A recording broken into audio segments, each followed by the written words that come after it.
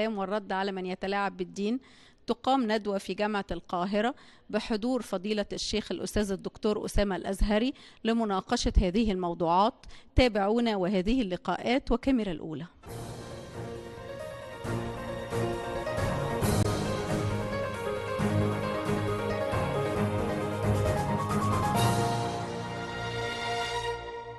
أستاذ دكتور علاء رأفت، عميد كلية دار العلوم، أهلا بحضرتك، نورتنا.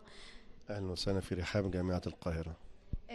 عايزة أعرف حضرتك النهاردة حرصت على حضور مثل هذه الندوة، إيه سبب حرص حضرتك؟ يعني أولا نرحب بكم في جامعة القاهرة.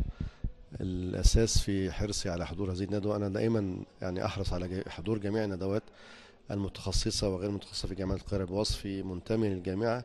الأمر الثاني أن موضوع الندوة يخصني كعميد لكلية دار العلوم التي تهتم بدراسة اللغة العربية والدراسات الإسلامية، ومنها أمر الأساس في الشريعة الإسلامية داخل كليتي، بالإضافة للصداقة التي تجمعني بالشيخ أسامة الأزهري، وأنه يعني عالم متنور وعالم طلع علينا إطلالة في هذا الوقت بفهم واضح، وكان مهتما بكل الأمور التي تشغل المسلمين والعالم الإسلامي، وخاصة التيارات المتطرفة، بدءا من بداية الإخوان المسلمين وانتهاء بداعش التي تشغل العالم الآن، وإن شاء الله ستنتهي قريبا بأمر الله.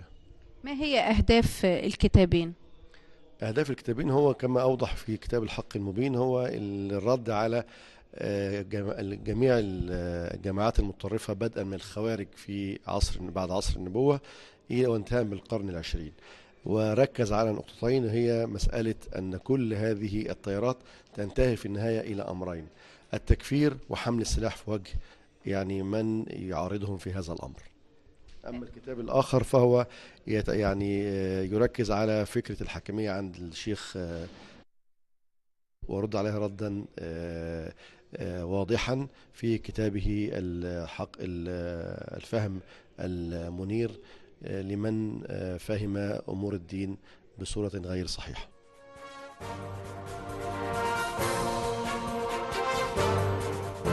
أستاذ دكتور أحمد موافي، رئيس قسم الشريعة بكلية دار العلوم، أهلا بحضرتك. أهلا بحضرتك، أهلا وسهلا. عايزة أعرف إيه أهمية الندوة النهاردة؟ الحقيقة هذه من الندوات المهمة جدا، لأننا نعيش حقبة الغالب عليها الحقيقة هو هذه المفاهيم المغلوطة التي ربما بل بدون ربما يقع بسبب هذه المفاهيم المغلوطة أولادنا في أمور الحقيقة تضر بهم وتضر بمجتمعهم، وتنتج عنها أفعال كثيرا الحقيقة ما تترتب عليها يعني أمور كلنا ليس يحبها. فأن توجد في الجامعة ندوة لتصحيح هذه المفاهيم حتى يصل أبناؤنا إلى بر السلام وإلى أن يأمنوا على أنفسهم من أن تدخلهم هذه المفاهيم. نحن في حاجة إلى صورة صحيحة للإسلام، الإسلام الذي يدعو إلى الرحمة، الإسلام الذي يدعو إلى السماحة، الإسلام الذي يدعو إلى صيانة النفس الإنسانية، ولا تقتلوا النفس التي حرم الله إلا بالحق، الإسلام الذي يعترف بالآخر. وفي شرعة الإسلام ومنهجه أنه لا يعاقب أحد على الكفر، إنما الذي يعاقب على الكفر الله سبحانه وتعالى.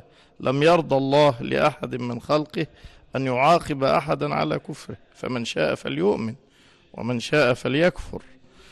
هذه المفاهيم الحقيقة الندوة تعيد صياغة الشباب في مصر، هذه الصياغة الهادئة الواعية العاقلة، بحيث يكون الشاب آمنا على نفسه، ومن ثم أن يأمن المجتمع، وبخاصة أنه تمارس أمور كثيرة الحقيقة، وفي ظل السماوات المفتوحة وفي ظل النت والمواقع، فلا بد الحقيقة من دور للدولة في جميع مؤسساتها. وفي قلب هذه المؤسسات جامعة بعراقة جامعة القاهرة، ويحضرها هذا العدد الكبير من الطلاب الحقيقة من كل مصر ومن خارج مصر، فأن تصحح المفاهيم وأن تضبط هذا أمر مهم. نعم. ولذلك الحقيقة يعني احنا بنشكر الجامعة وندعو إلى أن تتجدد مثل هذه اللقاءات، وأيضا بنتخذ من المناسبة يعني دعوة للإعلام ليسهم بدوره الحقيقة، لأنه احنا حتى نصل إلى سلامة الأولاد لابد من دور للإعلام، ودور لمؤسسات التعليم، ودور لمؤسسات الثقافة، ودور للمؤسسات الدعوية. هذا دورنا، ونشكركم على مجيئكم الليلة وتشريفكم للجامعة والإعلان عن هذه الندوة إن شاء الله، اللي احنا نأمل أن نرى لها هذا المردود الكبير في المنظور القريب.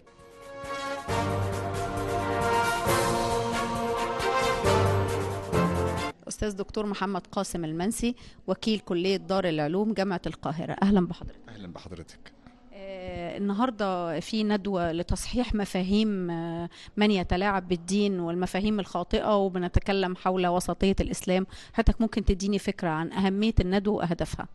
بالتأكيد أهمية هذه الندوة أنها تلقي الضوء على المفاهيم التي تتردد على ألسنة الشباب وحتى الشيوخ المصريين وغير المصريين، فكان لابد من التصدي للمفاهيم المغلوطة وتصحيح صورة الدين والتدين عند الناس بعد الذي رأيناه من استخدام الدين للقتل وسفك الدماء وتشويه الجثث والتخريب والتدمير.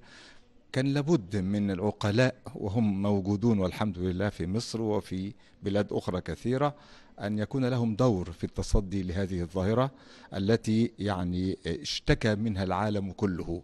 لاحظي أننا في لحظة زمنية العالم بدأ بعد فترة طويلة يعي ويفهم أن التطرف والإرهاب ليس خطرا على بلادنا وحدها، وإنما خطر أيضا على بلاده هو. فنحن هنا أولا دفاعا عن الإسلام، ودفاعا عن الوطن، ودفاعا عن الأمة.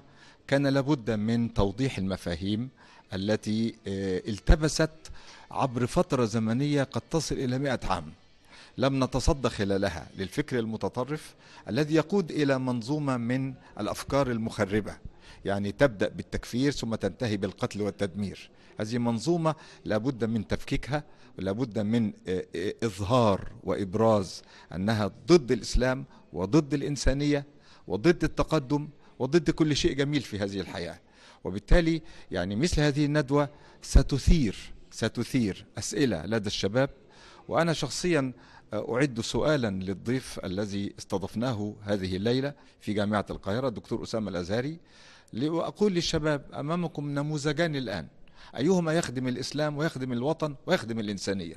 الذي يحمل السلاح وينضوي أو ينضم لجماعة ليسفك الدماء ويدمر ويخرب باسم الإسلام وأنه سيقيم الدولة الإسلامية، أم هذا الشاب العالم الذي قرأ وفهم وأراد أن ينقذ شباب وطنه من الضلال ومن الجهالة ومن تدمير الذات تحت الانضواء مع الجماعات المتطرفة التي نعلم جميعا أنها يعني لا تقوم بعيدة عن عيون وأفكار وتوجيهات أعداء الأمة.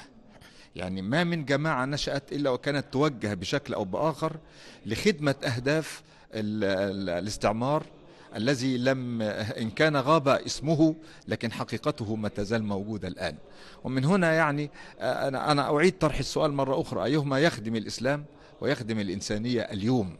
حمل العلم والخلق الكريم أم حمل السلاح؟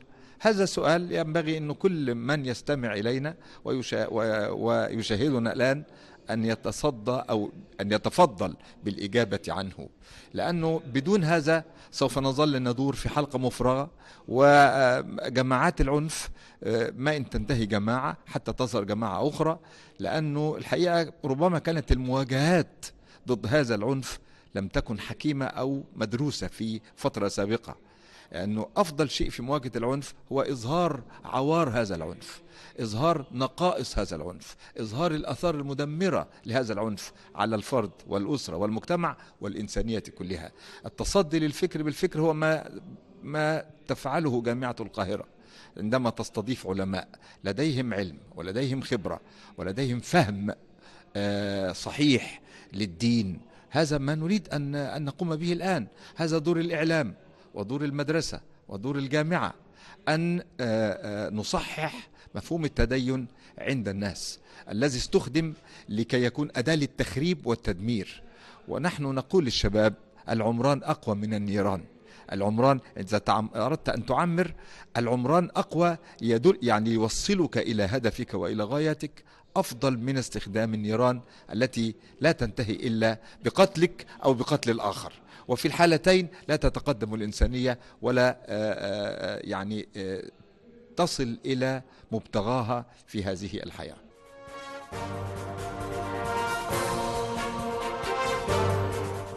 انت النهارده كان ليك سؤال موجه لفضيلة الشيخ، ايه هو السؤال؟ كان سؤالي هو اتكلم في البداية عن تطور فكرة التكفير والقتل، وانها فكرة دايما بتظهر على مر العصور. فكان سؤالي: هل الموضوع علاقة بالمؤامرات الكونية اللي دايما بنقرأ عنها وبنسمع عنها، وهل ليه علاقة بسياسات الدول العظمى اللي عايزة تسيطر على العالم بوجه عام؟ وكان سؤالي كمان ان حتى لو الموضوع ملوش علاقة بسياسات الدول الكبرى، طب احنا ليه يعني على مر التاريخ الفكرة بتتجدد رغم كثرة رجال الدين وكثرة الخطاب الديني؟ هل في خلل يعني في الموضوع او ايه الفكرة عامة ان الموضوع بيتكرر اذا كان مش مؤامرة؟ والسؤال التاني هو: انا ليه لازم ابقى مسلم وحاجة؟ ليه لازم ابقى مسلم وسني؟ لازم ابقى مسلم وشيعي؟ هو انا ما ينفعش ابقى مسلم وبس؟ فده كان السؤالين بس اللي بيدوروا في دماغي. انا شايفه دلوقتي اتجاه الشباب للقراءه عن طريق الانترنت، هل انت من الشباب اللي بيمسكوا كتاب ويقروا؟ هو الحقيقة أنا بحب القراءة عامة، فمش بتفرق معايا قوي إذا كان PDF اللي هو الإنترنت يعني أو كتاب ورقي، لكن الكتاب الورقي زي ما بيقولوا كده بيبقى ليه نكهة خاصة أو بحس كده بإحساس خاص يعني. فأنا بفضل الكتب الورقية طبعا، لكن لما بيكون في كتب مش قادر إن هي تتوفر بالنسبة لي ورقيا وموجودة على النت بتوجه ليها طبعا.